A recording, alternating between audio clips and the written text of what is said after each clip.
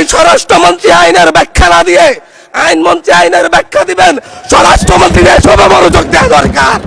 স্বরাষ্ট্রমন্ত্রীর মনোযোগ দেওয়া দরকার সারা দেশে কোথায় কোথায় সন্ত্রাসীরা রয়েছে সেই সকল সন্ত্রাসীদের তালিকা করে তাদেরকে বিচারের ব্যবস্থা করা দরকার। স্বরাষ্ট্রমন্ত্রীর উচিত ধন্যবাদ মাননীয় সদস্য। নেতাকর্মীরা হত্যার শিকার হয়েছে তাদের বিচারের ব্যবস্থা করা দরকার।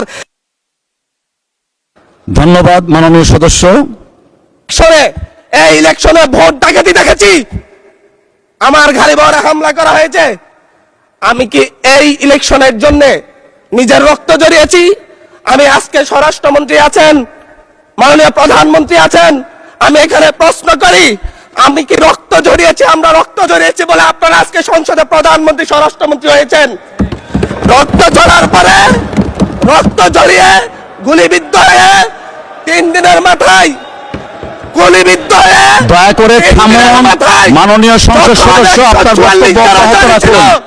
144 ধারার মধ্যে আবার নিজেই গুলিবিদ্ধ পা দিয়ে বের হয়ে গিয়ে সংবাদ সম্মেলন করে বলেছি আবার রাস্তায় নামুন, হাসিনা পুতুল হতে হবে। আমরা বলেছি নতুন বাংলাদেশ দিব, আমরা নতুন বাংলাদেশ আবার প্রতারণার রাজনীতি দেখতে চাই না, প্রবঞ্চনার রাজনীতি দেখতে চাই না। যেই গণভোটের পক্ষে আমাদের মাননীয় প্রধানমন্ত্রী প্রচারণা চালিয়েছেন, যে আদেশের পক্ষে মাননীয় সরকার দলীয় সংসদ সদস্যরা প্রচারণা চালিয়েছেন, আজকে এখানে এসে কেন এটা নিয়ে আবার দীর্ঘ আলোচনা হতে হবে? আমরা 90-এর গণঅভ্যুত্থানের কথা বলে যাই নাই। 3 জোটের রূপরেখা হয়েছে, বাংলাদেশ গণতান্ত্রিক ভাবে উত্তীর্ণ হবে কথা দেওয়া হয়েছিল, কিন্তু 94 সালের মাগুরার নির্বাচন কারা আয়োজন করেছিল? কারা 94 সালে মাগুরার নির্বাচন আয়োজন করেছিল? আজকে আবার এই সংসদে দাঁড়িয়ে আবার এমন একটা ব্যবস্থা নিয়ে যাচ্ছেন, আরেকবার যে মাগুরার নির্বাচন আয়োজন করবেন না এর নিশ্চয়তা কে দিবে? এর নিশ্চয়তা কে দিবে? আমি আমার সবচাইতে কম বয়সী প্রার্থী হিসাবে নিজের প্রার্থীটা জমা দিয়ে এলাকায় গিয়েছি প্রচারণা করতে, 3বার হামলার শিকার হতে হয়েছে। আমি সংসদ সদস্য হিসাবে এলাকায় গিয়েছি, সেই জায়গায় আমার উপর হামলা করেছে, সরাসরি ভিডিওতে দেখা গিয়েছে। অস্ত্র নিয়ে, দেশীয় অস্ত্র নিয়ে আমাকে কোপাতে আসা হয়েছে। তারা কারা? ওরা তো তারাই যাদের প্রত্যেকের হাতে বিএনপি দলীয় নেতা কর্মীদের রক্ত লেগে আছে, প্রাণ লেগে আছে। এই বিশ্বাসঘাতকতা মাননীয় স্পিকার, এই রাষ্ট্র আর সইবে না, আপনারাও সইতে পারবেন না। বিশ্বাসঘাতকতার মূল্য এই দেশে আবার দিতে হবে আপনাদেরকে। যারা আপনাদের ভাইদের রক্ত জড়িয়েছে, খুন করেছে, খুনের মামলা আছে, তাদেরকে আবার পুনর্বাসিত করে আমাদেরকে খুন করার জন্য লেলিয়ে দিচ্ছেন। চট্টগ্রাম থেকে এক সাংগঠনিক নেতাকে পাঠিয়েছে অস্ত্র সহ আমাদের লোকজনের উপর হামলা করতে।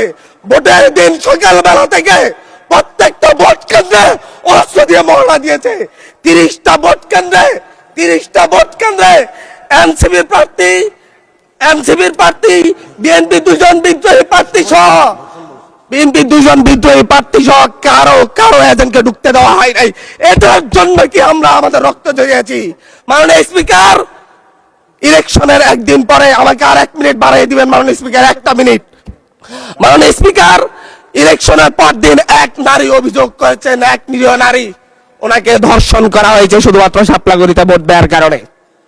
1 ঘন্টার মধ্যে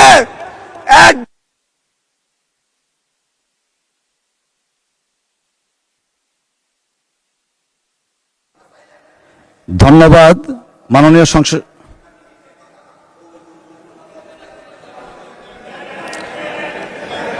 আচ্ছা ঠিক আছে, 1 মিনিটের মধ্যে সংক্ষিপ্ত শেষ করবেন, 1 মিনিট। মাননীয় স্পিকার, একজন ভুক্তভোগী নারী অভিযোগ করেছে ওনাকে ধর্ষণ করা হয়েছে শাপলাগড়িতে ভোট দেওয়ার কারণে। সার্কেল এসপি 1 ঘন্টার মধ্যে বলেছে এই ধরনের কোনো ঘটনা ঘটে নাই। আজকে 42 দিন পার হয়েছে, এখনো ডিএনএ রিপোর্ট আসে নাই। মামলা নিতে 3 দিন দেরি হয়েছে। সিভিল সার্জন অফিস তদন্ত কমিটি করে দিয়েছে, তদন্ত কমিটির রিপোর্ট জমা দিয়েছে, ভুক্তভোগী নারী জানে না তার তদন্ত রিপোর্ট কি এসেছে। এই ভয়াবহ পরিবেশ তৈরি কারা করছে? আমার মনে হয় স্বরাষ্ট্রমন্ত্রী আইনের ব্যাখ্যা না দিয়ে আইনমন্ত্রী আইনের ব্যাখ্যা দিবেন, স্বরাষ্ট্রমন্ত্রীর এসবে মনোযোগ দেওয়া দরকার। স্বরাষ্ট্রমন্ত্রীর মনোযোগ দেওয়া দরকার। সারা দেশে কোথায় কোথায় সন্ত্রাসীরা রয়েছে সেই সকল সন্ত্রাসীদের তালিকা করে তাদেরকে বিচারের ব্যবস্থা করা দরকার। স্বরাষ্ট্রমন্ত্রীর উচিত ধন্যবাদ মাননীয় সদস্য। নেতাকর্মীরা হত্যার শিকার হয়েছে তাদের বিচারের ব্যবস্থা করা দরকার। ধন্যবাদ মাননীয় সদস্য।